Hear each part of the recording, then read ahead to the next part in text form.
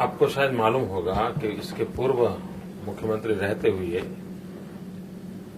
Sardar Sarovar dam की height को लेकर के मैंने अनशन किया था और भारत सरकार के खिलाफ किया था और कुछ ही घंटों में भारत सरकार को मेरी बात को मानना पड़ा था। इसलिए मुझे खुद को ही अनशन का एक्सपीरियंस है और जब खुद को एक्सपीरियंस है तो कोई और आवश्यकता होती नहीं है। दूसरी बात है कि एक ऐसे उपवास है जिसमें किसी से कुछ मांग नहीं है, ये करो वो करो ऐसा कुछ नहीं है। ये एक विचार को ताकत देने का प्रयास है, एक वैचारिक धरातल पर एक वेव्स क्रिएट करने का प्रयास है और मुझे लगता है कि मैं 3 दिन के उपवास का इंतजार नहीं करना पड़ा, पहले ही दिन हो चुका है वो काम। तो कहा जाता है कि उपवास एक प्रकार की शुद्धि है, तो क्या आपका उपवास एक प्रकार की शुद्धि है और अगर है तो फिर आपको शुद्धि की क्या जरूरत है? ये एक अर्थ है कि उपवास शुद्धि के लिए होता है। उसका दूसरा अर्थ ये भी है कि उपवास आप जो सोच रहे हैं उसके प्रति की प्रतिबद्धता के लिए भी होता है।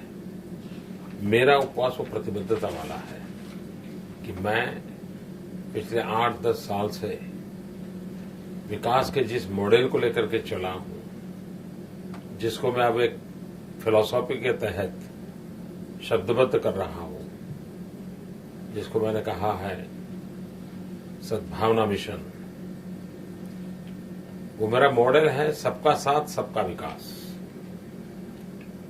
देश बर्बाद इसलिए हुआ कि हमने टुकड़ों में देश को चलाया। अगर विकास किया ये भी टुकड़ों में किया, वोट बैंक की राजनीति को ध्यान में रख करके किया। हमने गुजरात को उसे मुक्त कर दिया और सबका साथ सबका विकास इस मॉडल को अपनाया और उसका परिणाम ये हुआ कि हमें अच्छा परिणाम मिला है। तो देश को भी इसका लाभ लेना चाहिए और इसलिए मैं अनशन में बैठा हूं कि मेरी ये फिलॉसफी को लोग जांचे, परखे, वाद हो, विवाद हो। अब डिबेट चल पड़ा है, चलेगा और मैं चाहता हूं चले। तो उससे ये देश को वोट बैंक की राजनीति चाहिए कि डेवलपमेंट की राजनीति, इसका फैसला हो जाएगा। जी, कुछ लोगों ने इसे 5 स्टार उपवास का नाम दिया है, तो उन ऐसे लोगों को आप क्या मैसेज देना चाहते हैं? एक तो मुझे किसी को मैसेज देने की जरूरत नहीं है। अगर खर्च का विषय कोई कहता है तो मैं समझाना चाहता हूं। देखिए, हम अहमदाबादी लोग हैं, हमारे अहमदाबादी लोगों का एक पहचान है, सिंगल फेयर डबल जर्नी। ये हमारे अहमदाबादियों की एक विशेषता है। अब हम जब ये उपवास के लिए पंडल वंडल बनाने के लिए हिसाब लगा रहे थे तो पता चला कि करीब 1.5 करोड़ रुपया से ज्यादा खर्च पंडल का आएगा।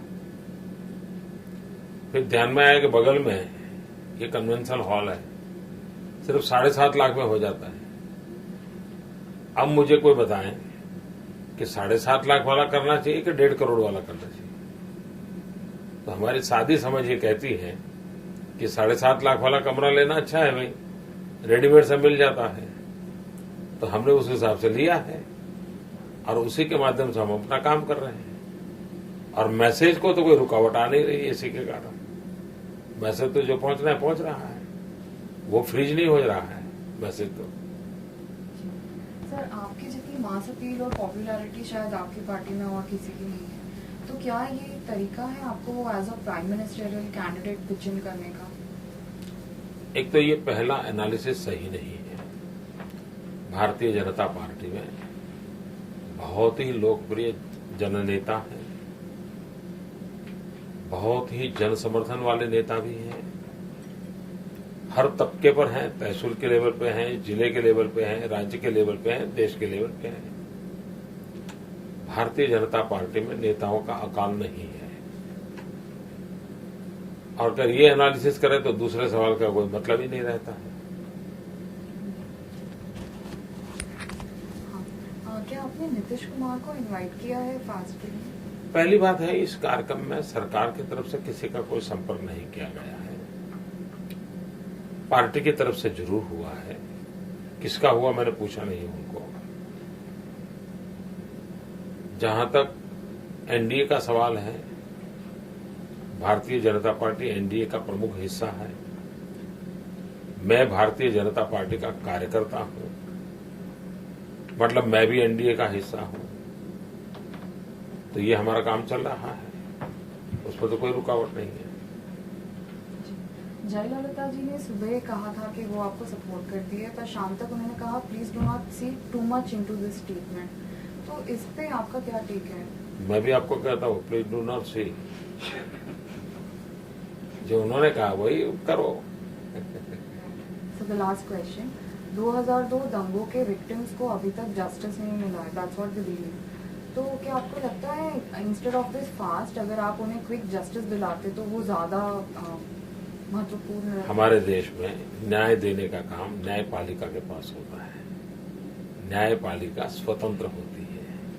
और आपको मालूम होगा कि गुजरात में दंगों के जितने केसेस हैं उस पर स्टे लाने वाले वही लोग हैं